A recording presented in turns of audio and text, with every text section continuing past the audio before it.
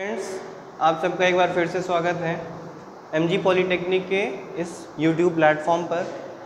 आज CAD cam का lecture number है 2.5।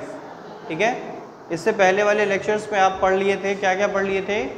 कमांड्स, है ना। कमांड्स यानी निर्देश, ऐसे प्रकार के निर्देश, विभिन्न प्रकार के निर्देश जो किसी कैड कैम सिस्टम में दिए जाते हैं ताकि वो एक 2D से 3D मॉडल में ट्रांसफॉर्मेशन कर सके। ठीक है ना। उसके जो आपने बहुत से पॉपुलर टाइप के कमांड्स पढ़ा था आप लोगों ने, वो था रिवॉल्व, फाइन, दूसरा था एक्सट्रूड, ठीक है, और तीसरा स्वीप, ठीक है। एक आता है ब्लेंड, BLEND, ब्लेंड।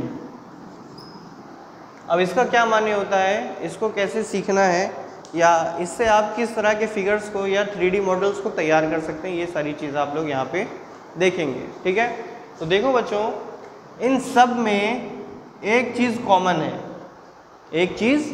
है, वो क्या है कि थ्रू आउट द प्रोसेस जो क्रॉस सेक्शन होता है वो सेम होता है, यानी सेम क्रॉस सेक्शन होता है।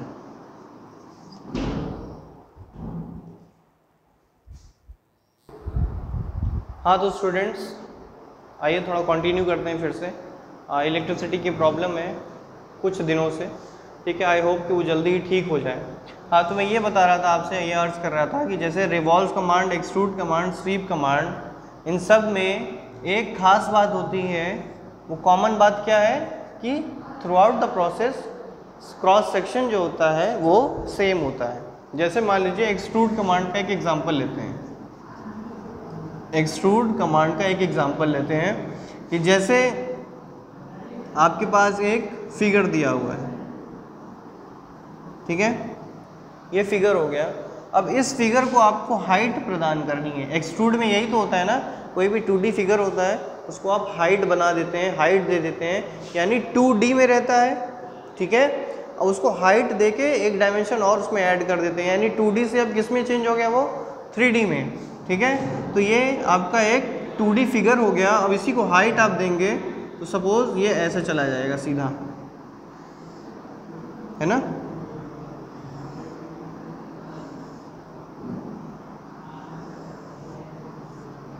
ठीक है, तो अब ये देखिए, मैं ये बताना चाह रहा था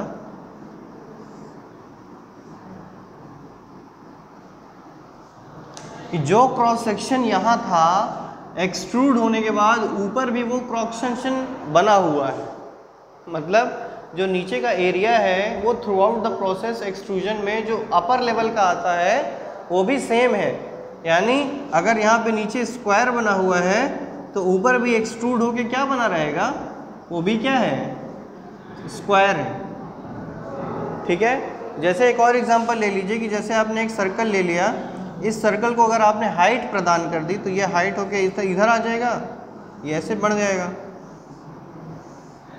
यानी ऊपर का जो क्रॉस सेक्शन है वो नीचे के एकदम बिल्कुल समान है, सेम है। तो एक्सट्रूड कमांड में हो गया, सेम वे रिवॉल्व कमांड में भी हो जाता है, इसी तरह स्वीप कमांड में भी हो जाता है। तो इस तरह के फिगर्स जिसमें थ्रू आउट द प्रोसेस या थ्रू आउट द लाइन जब भी आप एक्सट्रूड करें चाहे रिवॉल्व करें, लेकिन उनका क्रॉस सेक्शन हमेशा सेम रहता है, उन सब फिगर्स को आप इन तीनों से बना सकते हैं। लेकिन कुछ ऐसे फिगर्स होते हैं जो थ्रू आउट चेंज होते रहते हैं, ठीक है ना। जैसे मान लीजिए आपने हुक बनाया है, हुक, है ना, वह कैसा होता है, ये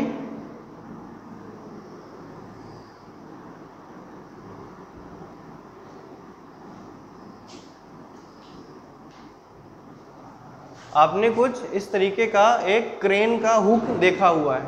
तो अब हमें ये बताइए, यहाँ पर जो क्रॉस सेक्शन है क्या वही क्रॉस सेक्शन यहाँ पर है? नहीं। और क्या वही क्रॉस सेक्शन यहाँ पर है? नहीं। यानी कि कहने का मतलब ये क्रॉस सेक्शन ए हो गया, क्रॉस सेक्शन बी हो गया, क्रॉस सेक्शन सी हो गया, ये तीनों अलग अलग है ना। अब अगर ये अलग अलग हैं तो क्या ये एक्सट्रूड कमांड से बन सकते हैं, रिवॉल्व कमांड से बन सकते हैं, स्वीप से बन सकता है? इन तीनों से नहीं बन सकता, क्योंकि इनमें एक कैरेक्टरिस्टिक्स है कि through out the process cross section same होता है। परंतु जब भी आपको 3D प्रोडक्ट की डिज़ाइनिंग करनी पड़े जिसमें क्रॉस सेक्शन बदल रहा है, तो ऐसे कमांड्स आपको ब्लेंड प्रोवाइड कराता है। इस तरह के प्रोडक्ट को बनाने के लिए कौन सा कमांड इस्तेमाल करेंगे? ब्लेंड कमांड का। ठीक है, यहाँ पर आपको बात देखने वाली चीज़ है, ब्लेंड कमांड में डिफरेंट क्रॉस सेक्शन पर डिफरेंट क्रॉस सेक्शन के प्रोडक्ट्स को डिज़ाइन किया जाता है। जैसे कि एक एग्जांपल आपने देख लिया, क्रेन का हुक। यहाँ पर आपको समझाने के लिए हम बता दें कि जो क्रॉस सेक्शन ए है वो बी के बराबर नहीं है, और जो बी है वो सी के बराबर नहीं है। बात बिल्कुल समझ में आ रही है? अगर मान लीजिए ये हो गया A cross section equal to B cross section equal to C cross section, यानी जो क्रॉस सेक्शन का एरिया ए का है वही बी का है वही सी का है, तो आपका जो प्रोडक्ट है कुछ इस तरीके से बन जाएगा।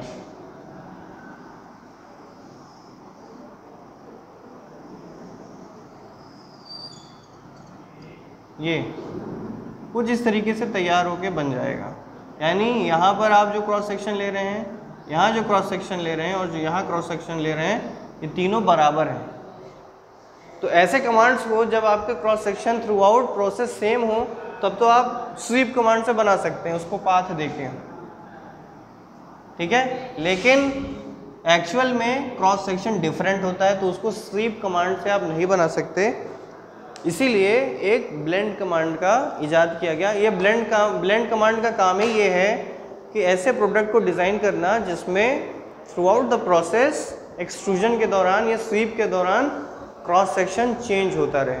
ठीक है, जैसे एक एग्जांपल हम आपको ले लें फ्रस्टम का। फ्रस्टम यानी बाल्टी देखी किसी ने? ये बाल्टी का अपर पोर्शन है और ये लोअर पोर्शन है। ठीक है,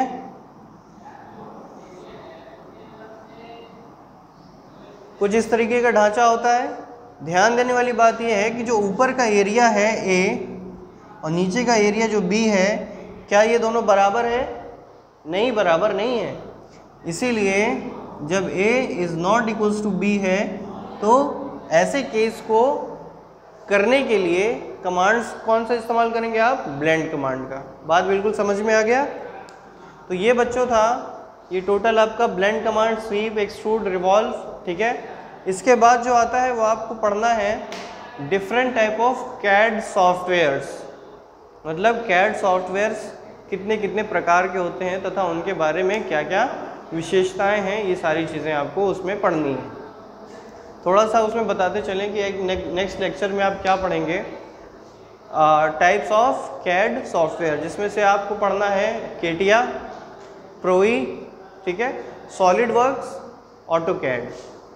इनके बारे में जानना है, पढ़ना नहीं है। आपको प्रैक्टिस जो है वो सिर्फ क्रियो पे करना है। ठीक है, क्योंकि क्रियो ही एक ऐसा एकमात्र सॉफ्टवेयर है जो 2D एवं 3D और ड्राइंग और डिज़ाइन सारी चीज़ें एक साथ कर सकता है, हर चीज़ों को करने में सक्षम है।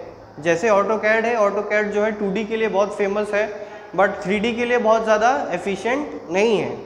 ठीक है, उसी तरीके से जो क्रियो है इसमें सारी विशेषताएं होती हैं, चाहे आप 2D पे काम करें, चाहे 3D पे, चाहे उसकी ड्राइंग आपको बनानी हो, चाहे किसी तरीके एनालिसिस करनी हो, चाहे सिमुलेशन करना हो, वो सारी चीज़ें क्रियो पर हो जाती है। तो आपका ये पूरा कैड का जो पोर्शन है वो मेनली फोकस होगा क्रियो पर।